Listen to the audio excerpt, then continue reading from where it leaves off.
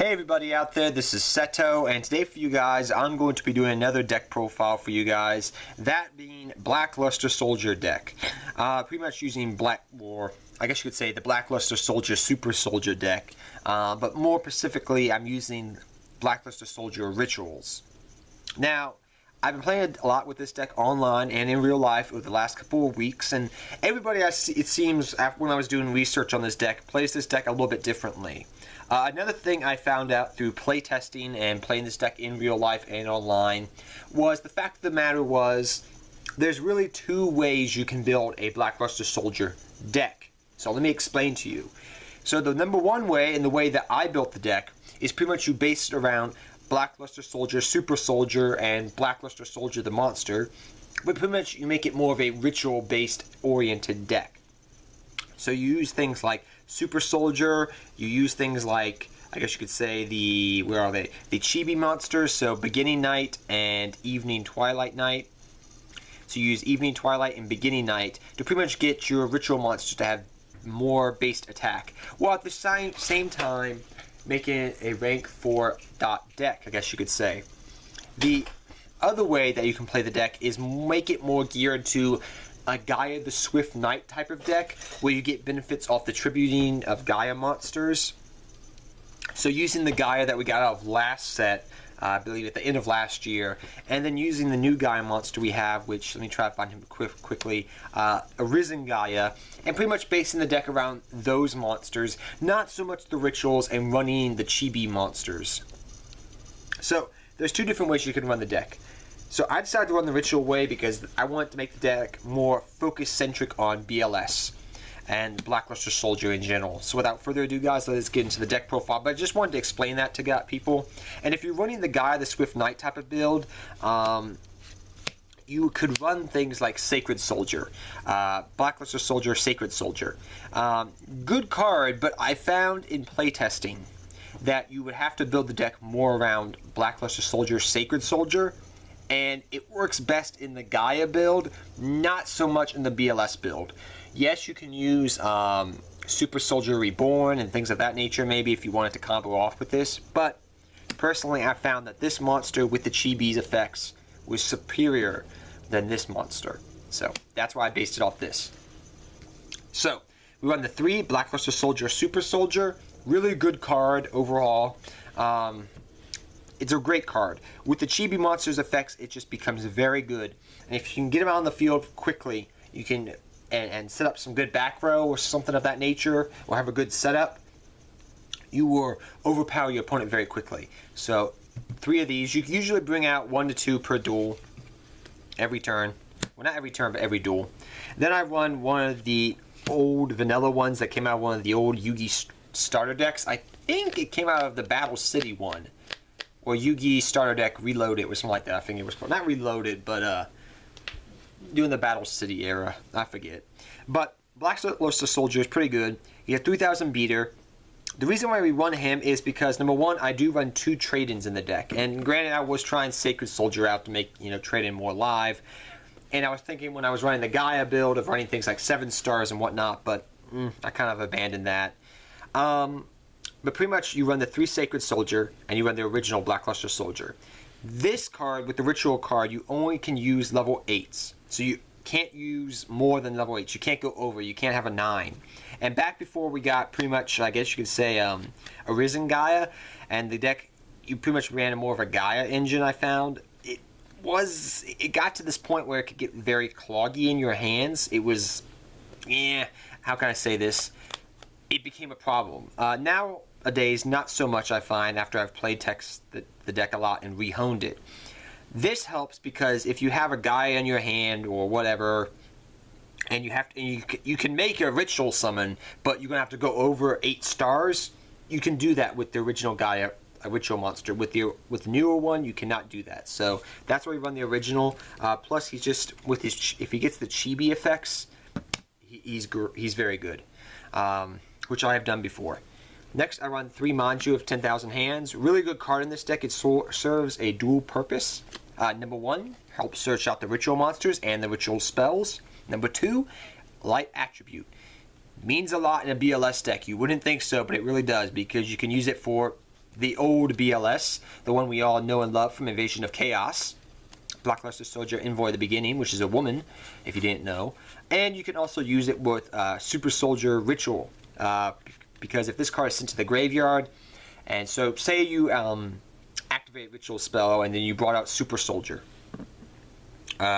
Super Soldier. Yeah, Super Soldier. And then on your next turn, you had another Super Soldier in hand. You banish a light and a dark in this. You can bring out another Super Soldier. So that's why he comes in handy, and the light attribute matters. So 3 Manju. Next we run 2 Beginning Night. Really cute guys. And 2 Evening Twilight. I really like these cards. They look so badass and kind of cute. They look badass and cool and cute at the same time.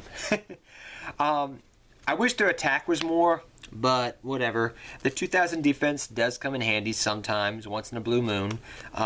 Mainly what I sometimes use these guys for is for the ritual spells. So you either search both of them to your hand and go off, or you have them on the field, or one of them on the field through different means, which I'll talk about, and then you go off. So the 2 Beginning Night, the 2 Evening Twilight. A lot of people like running 3 and 3 or 2 and 3. Personally, from playtesting, I feel like Evening Twilight is better than Beginning Night, because this card can banish a card out of your opponent's hand randomly.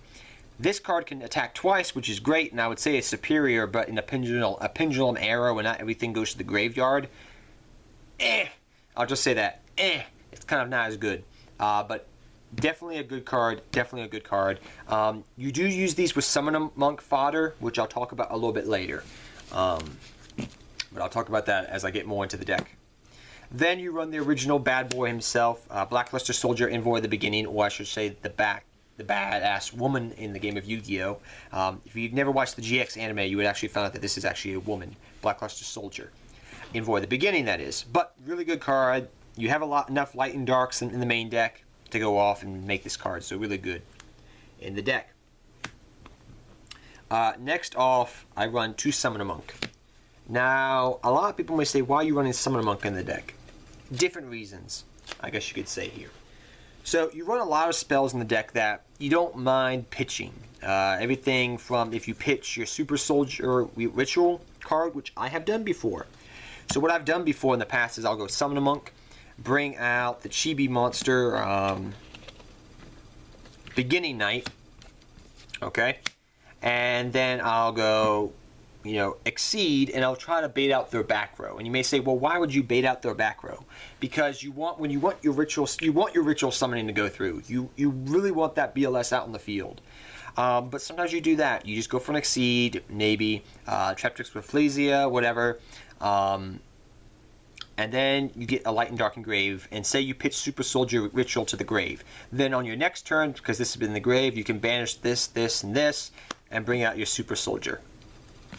Also, you have a bunch of other just random spells you have in the deck that it's fine to banish. Another reason I like running the Summoner Monk engine, helps with rank 4s, helps with setting up cards, you have enough spell cards to pitch, but also it helps with the ritual summoning. 4 stars equals 8. So what you can do, if you really want to, is depending upon the field, and I will say this does happen, I'll either go Beginning Night or Evening Night.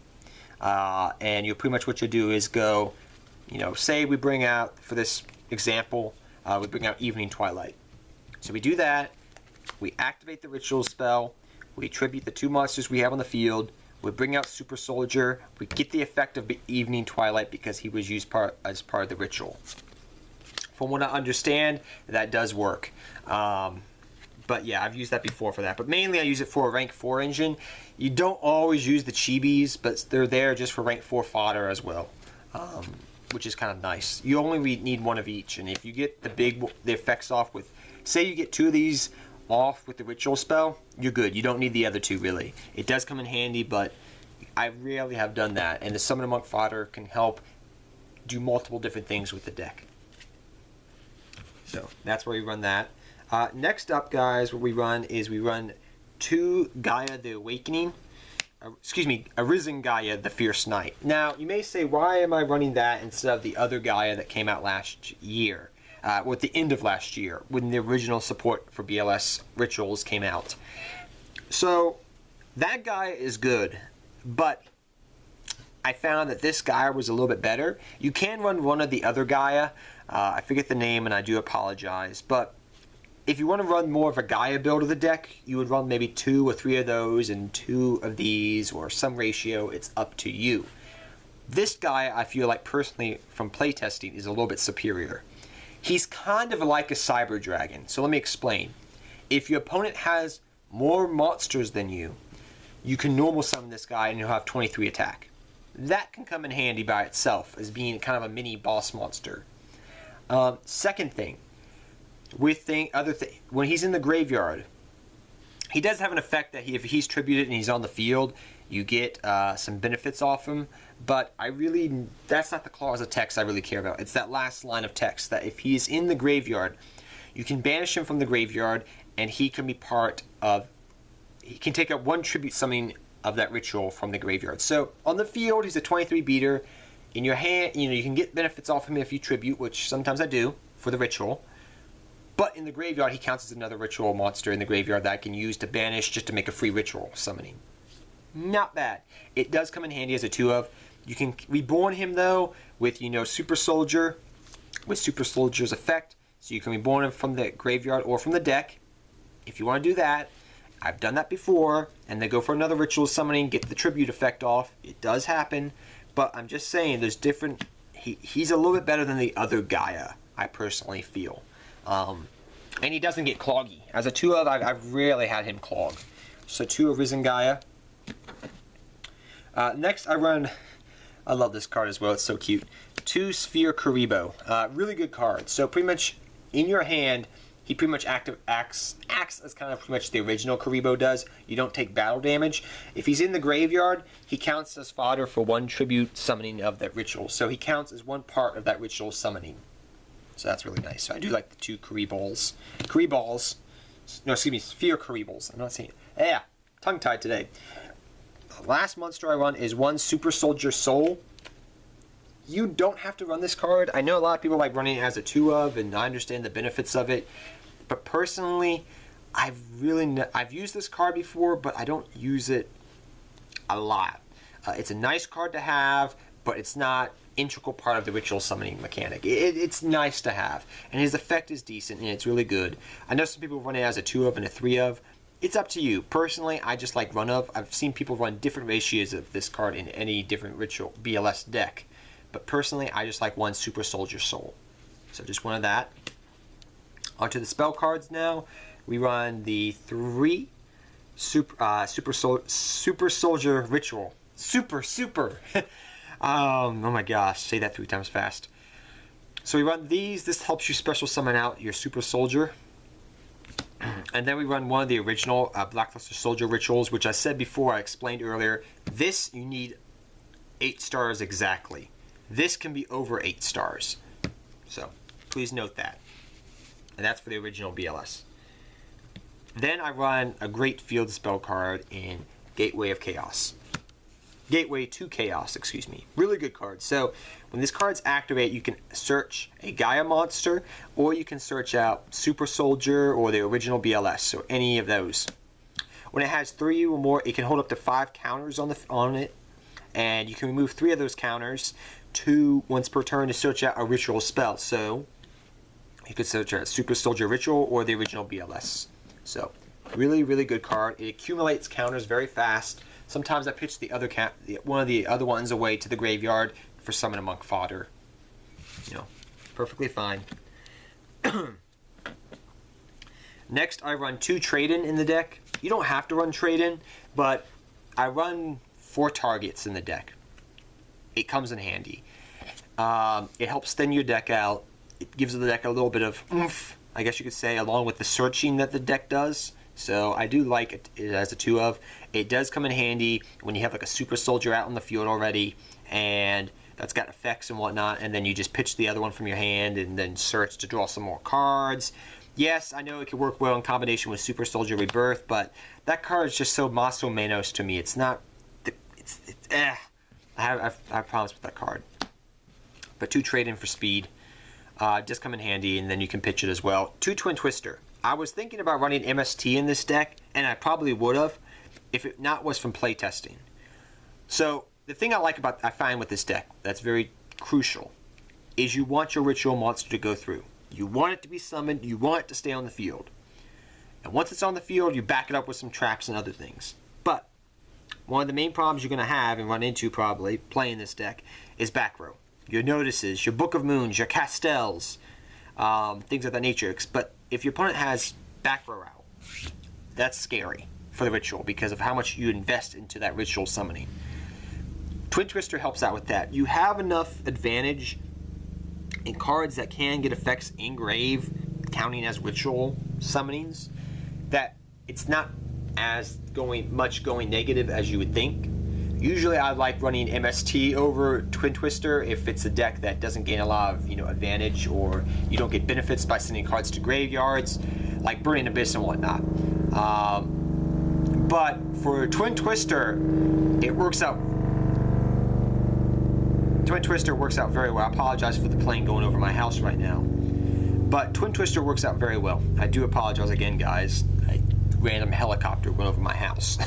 But Twin Twister works out very well because it clears the back row away, and it paves the way for your ritual monster. Then for your one-up spells, I run Regeki, Book of Moon, Instant Fusion, and Rhoda.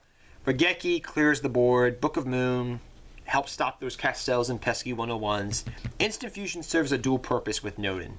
And Rhoda, you search out the chibi monsters so you can make more ritual summoning. With monsters with effects. So Nodin, pretty much you can go with Nodin. You should go Nodin. And I know you can run more Instant Fusions if you want to, but you can go Nodin, pretty much. Bring out one of the chibi monsters. Okay? You have 8 stars, 8 stars. Use the ritual spell card. Ritual spell for your Blackluster Soldier, Super Soldier, get the effect. Because it was used as a ritual. So that's why you run the Instant Fusion. Plus, it helps with rank 4 plays as well, which is not bad. Next up, guys, we run the Solemn Brigade, as I call it nowadays, since it's back in town. 2 Solemn Scolding, or Solemn Strike, and 1 Solemn Warning.